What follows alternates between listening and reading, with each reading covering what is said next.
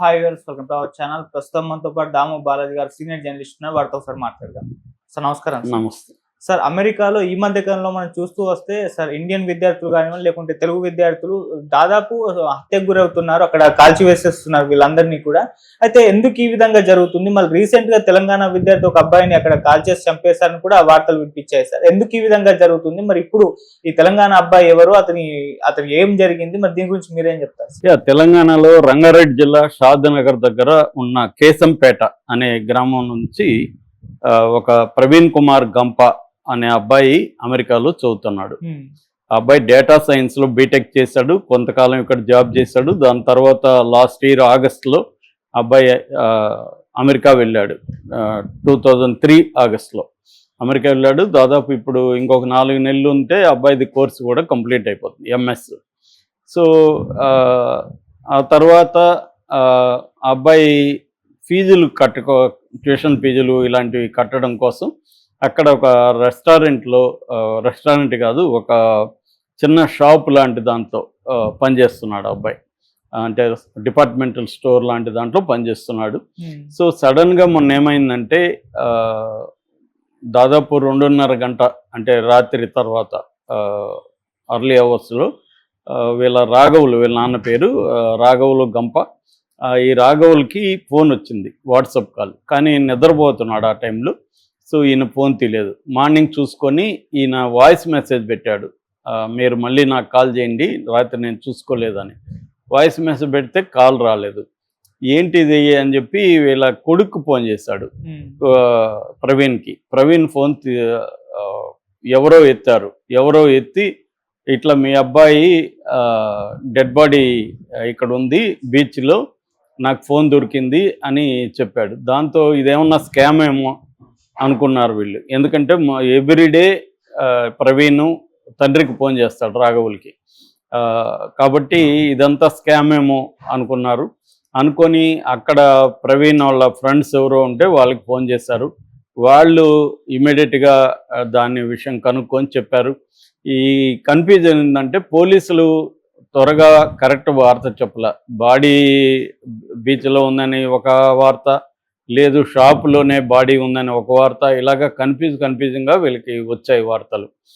దాని తర్వాత police FIR అనేది అక్కడ ఉన్న తెలుగు సంఘాలు తీసుకోగలిగారు. అందులో ఏంటంటే ఈ అబ్బాయి షాప్లో పనిచేస్తున్నప్పుడు కొంతమంది రాబరీ చేయడానికి వచ్చారు, షాపులో దోపిడీ చేయడానికి వచ్చి ఈ అబ్బాయిని కాల్ చేశారు.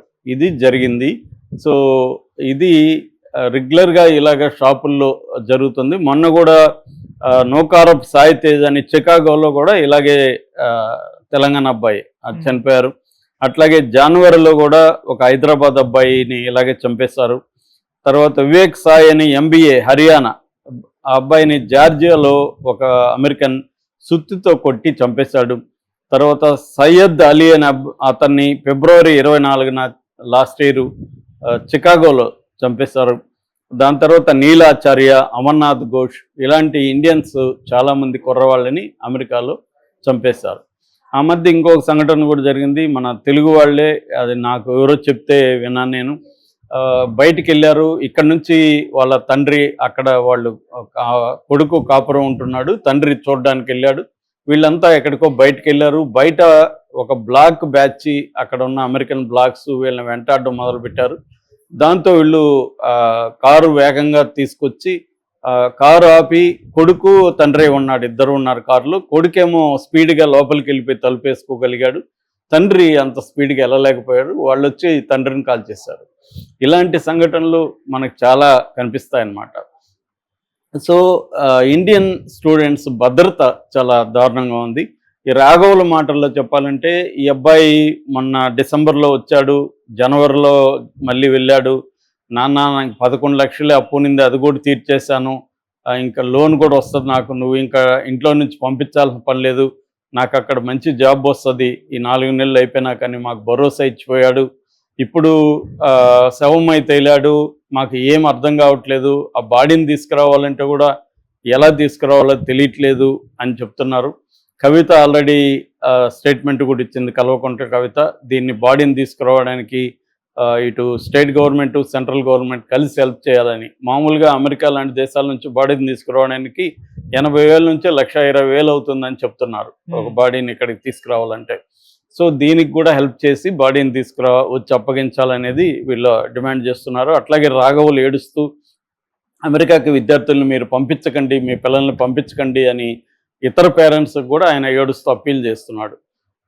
దీనికి ప్రధాన కారణాలు ఏంటి, ఎందుకు అమెరికాలో మన విద్యార్థుల్ని ఇలా చంపుతున్నారు అనేది మనం చూస్తే కేవలం మన విద్యార్థులనే కాదు, ఏషియన్ అమెరికన్స్ని ఎక్కువ మందిని అక్కడ ఇలాగే జరుగుతుంది ముఖ్యంగా. సో దీనికి ప్రధాన కారణం ఏంటంటే మన విద్యార్థులు అక్కడ ఎక్కువ ఉండడం. మన ఇండియన్ విద్యార్థులే 3,31,602 అంటే 3,32,000 మంది విద్యార్థులు 2023-24 ఉన్నట్టుగా ఓపెన్ డోర్స్ అనే ఒక సంస్థ నివేదిక చెప్పింది. అంటే 23% ఇంక్రీజ్ అయింది మన విద్యార్థుల సంఖ్య. అయితే ఎందుకు ఈ హత్యలు జరుగుతున్నాయంటే, ఒకటి మన విద్యార్థులు ఏం చేస్తున్నారంటే నెల ఫీజులు చాలా ఎక్కువ ఉంటాయి. అంటే ఓవరాల్గా సంవత్సరానికి ట్యూషన్ ఫీజులు కావచ్చు, అక్కడ ఉండడానికి అందరికీ యూనివర్సిటీలో వసతులు దొరకవు. యూనివర్సిటీ జాబ్స్ కూడా 20 గంటలు వారంలో చేయొచ్చు, కానీ అది అందరికీ దొరకవు. కాబట్టి వాళ్ళకి ఫీజులే 40 నుంచి 50 లక్షలు పర్ ఇయర్ అవసరం అవుతుందని చెప్పి అక్కడ US bureau in labour statistics అనే US bureau of labour statistics సంస్థ అనౌన్స్ చేసింది. వీళ్ళు దీనివల్ల డబ్బులు అవసరం వల్ల ఏమవుతుందంటే హై రిస్క్ ఏరియాల్లో వీళ్ళు పనిచేయాల్సిన పరిస్థితి ఏర్పడుతుంది. కొన్ని హై రిస్క్ ప్రాంతాలు ఉంటాయి, అక్కడ క్రైమ్ ఎక్కువ జరిగే ప్రాంతాలు ఉంటాయి. అటువంటి చోట తెలిసి కూడా వీళ్ళు కొంతమంది పనిచేయాల్సిన పరిస్థితి, కొంతమందికి ఐడియా కూడా ఉండకపోవచ్చు. వీళ్ళు డబ్బుల కోసం పనిచేయాల్సిన పరిస్థితుల్లోకి వెళ్ళారు. నిజానికి దీన్ని ట్రంప్ వచ్చి బ్యాన్ చేశాడు. అయినా కూడా ఈ అబ్బాయి పనిచేస్తున్నాడంటే ఈ అబ్బాయికి మరి అంత అవసరం ఉందా, లేకపోతే ఈ అబ్బాయి పని చేయకుండా ఉండే పరిస్థితి లేదా తెలియదు మనకి. ఎందుకంటే ట్రంప్ ఆల్రెడీ బ్యాన్ చేశాడు, ఆల్రెడీ ఇలాగ ఉండే వాళ్ళని అరెస్టులు చేసి డిపోర్ట్ చేస్తామని కూడా ప్రకటించారు. అయినా ఈ అబ్బాయి పనిచేస్తున్నట్టుగా తెలుస్తుంది. ఇది తల్లిదండ్రుల తప్పు కూడా ఉంది. తల్లిదండ్రులు ఇవన్నీ అర్థమైన ఒక అబ్బాయికి చెప్పాలి. మరి తల్లిదండ్రుల మాట కూడా పిల్లలు వింటారని చెప్పలేము. అమెరికాకి వెళ్ళిపోయినాక వాళ్ళు మన తల్లిదండ్రుల మాటలు కూడా విన్నవాళ్ళు చాలామంది నేను చూశాను. వాళ్ళే రివర్స్ క్లాసిఫిక్ అవ్వాలని నేను చాలా చూశాను. అలాగే ఏమన్నా జరిగిందో తెలీదు. అదే ఒక ప్రాబ్లం. రెండో ప్రాబ్లం, అమెరికాలో గన్ వైలెన్స్ విపరీతంగా ఉంది. అక్కడ గన్స్ విచ్చలవిడిగా దొరుకుతాయి. అక్కడ స్మాల్ ఆర్మ్స్ సర్వే అనే ఒక సంస్థ ప్రకారం 100 మందికి 120.5 గన్లు ఉన్నాయి. అంటే ఒకటి కంటే ఎక్కువ గన్స్ ఉంటాయి అన్నమాట. అంత గన్ను కల్చర్ అక్కడ ఉంది. అందువల్ల కూడా వైలెన్స్, మాట్లాడితే వాళ్ళు చిన్న కాన్ఫ్లిక్ట్ వచ్చినా ఒక్కోసారి ఎవరో చెప్తారు ఓవర్టేక్ చేస్తే కూడా చంపేసిన సందర్భాలు ఉన్నాయి. కారు ఓవర్టేక్, నా కార్ని ఓవర్టేక్ చేస్తావా అని చంపే, రోడ్ రేజింగ్ అంటారు దాన్ని. ఆ రోడ్ రేజ్ అనే దాని మీద కూడా సినిమాలు ఉంటాయి అక్కడ. మనకి ఇక్కడ రోడ్ రేజ్ మీద సినిమాలు చాలా తక్కువ. సో అలాంటిది. రెండవది క్రైమ్ రేట్ కూడా, అర్బన్ క్రైమ్ రేట్ అమెరికాలో చాలా ఎక్కువ. Top most criminal cities in the వరల్డ్లో కనీసం 10 అమెరికా నుంచి ఉంటాయి. ఇండియా నుంచి ఒకటి కూడా లేదు. అమెరికాతో పోలిస్తే ఆ రకంగా ఇండియా పీస్ఫుల్ కంట్రీ అని చెప్పచ్చు.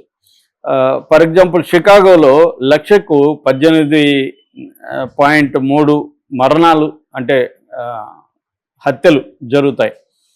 ఈ మిల్వాకీ, ఈ అబ్బాయి చనిపోయిన ఏరియా పేరు మిల్వాకీ అనమాట. విస్కాన్సిన్ యూనివర్సిటీలో చదువుతున్నాడు. మిల్వాకీలో 1,23.5 మంది చంపేస్తున్నారు. సో ఈ అబ్బాయి ఉన్న మిల్వాకీలో కూడా వైలెన్స్ రేటు బలంగా ఉంది. నెక్స్ట్ వచ్చి రేషియల్ డిస్క్రిమినేషన్ కూడా. మన ఏషియన్స్, ఇండియన్స్ అంటే వాళ్ళకి చాలామందిని మన స్కిన్ మన ఇది చూస్తే వాళ్ళు ముస్లిమ్స్గా ఫీల్ అవుతూ ఉంటారు. సో అందువల్ల వాళ్ళకి హేట్రెడ్ ఉంటుంది. రెండవది, వాళ్ళ ఉద్యోగాలు మనం దోచుకుంటున్నాము అన్న ఇది కూడా వాళ్ళకి ఉంటుంది. సో రెండోది ఏంటంటే మనోళ్ళు ఒక్కొక్కరు 2 ఉద్యోగాలు 3 ఉద్యోగాలు చేయడం కూడా అక్కడ కామన్ అయిపోయింది ఈ మధ్యకాలంలో. అందువల్ల కూడా వాళ్ళ ఉద్యోగాల్ని, వాళ్ళ వనరుల్ని దోచుకుంటున్నామన్న ఒక హేట్రెడ్ ఉంటుంది అనమాట. రేషియల్ డిస్క్రిమినేషన్, రేషియల్ హేట్రెడ్ అనేది ఉంటుంది.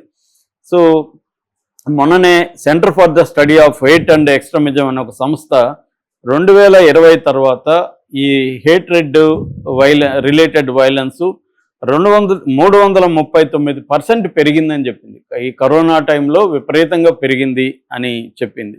అట్లాగే యూనివర్సిటీల నుంచి, కాలేజీల నుంచి సపోర్ట్ అనేది వీళ్ళకి, మన విద్యార్థులకు దొరకట్లేదు. అంటే వాళ్ళు సేఫ్టీ నెట్వర్క్ అంటారు, సేఫ్టీ నెట్వర్క్ పెట్టడం అనేది, సేఫ్టీ ప్రోగ్రాములు కండక్ట్ చేయడం, అవేర్నెస్ పెంచడం, ఆ యూనివర్సిటీలు నువ్వు ఎక్కడ పనిచేస్తున్నావు ఏంటి, అక్కడ పని చేయొచ్చా లేదా, సేఫ్టీ గురించి వీళ్ళని ఎడ్యుకేట్ చేయడం అనేది తక్కువ ఉంది. వీళ్ళ బాధ్యత తీసుకోవట్లేదు. ఫీజులు మాత్రం లక్షలు తీసుకుంటున్నారు, కానీ వీళ్ళ సేఫ్టీ గురించి పట్టించుకోవట్లే. అట్లాగే మన ఎంబసీలు జరిగిపోయినాక, ఇక్కడ కూడా ఇప్పుడు కూడా ఈ ప్రవీణ్ చనిపోయినాక అక్కడ చికాగోలో ఉండే ఇండియన్ ఎంబసీ వీళ్ళని కాంటాక్ట్ చేసింది. అక్కడ అవసరమైన హెల్ప్ని మేము చేస్తామని చెప్పింది. అంతవరకు బాగానే ఉంది. కానీ ప్రివెంటివ్గా జరగకుండా ఉండడానికి మన ఇండియన్ విద్యార్థులకి వీళ్ళు కూడా అటువంటి ప్రోగ్రామ్స్ కండక్ట్ చేయడం, అవేర్నెస్ క్రియేట్ చేయడం, ప్రివెంటివ్ స్టెప్స్ అనేవి ఎంబసీలు తీసుకోవట్లేదన్న విమర్శ ఉంది. అంటే క్రైమ్ హాట్స్పాట్స్లో మన విద్యార్థులు ఎలా బిహేవ్ చేయాలి, ఎక్కడెక్కడ క్రైమ్ హాట్స్పాట్స్ ఉంటాయి వీళ్ళు ఉన్న చోట, దాన్ని ఎలా అవాయిడ్ చేయాలి, నైట్ టైమ్స్ ఎక్కడెక్కడ సేఫ్ కాదు, ఇటువంటి ఎడ్యుకేషను సపోర్ట్ సిస్టమ్ అనేది వాళ్ళకి అందించడంలో కూడా ఫెయిల్ అవుతుంది. ఏదో మన కొన్ని తెలుగు సంఘాలు, ఇండియన్ సంఘాలు అక్కడ కొంతవరకు హెల్ప్ చేస్తున్నాయి, కానీ అది సరిపోవట్లేదు. ఇది ప్రధానంగా. అందువల్ల తల్లిదండ్రులు అమెరికాలో ఛాన్స్ వచ్చిందని వెళ్ళిపోవడంతో పాటు అక్కడ సేఫ్టీ, అక్కడ డబ్బుల పరిస్థితి, ఇవన్నీ చూసుకొని జాగ్రత్తలు తీసుకోవాల్సిన అవసరం ఉంది. Okay sir, thank you so much sir.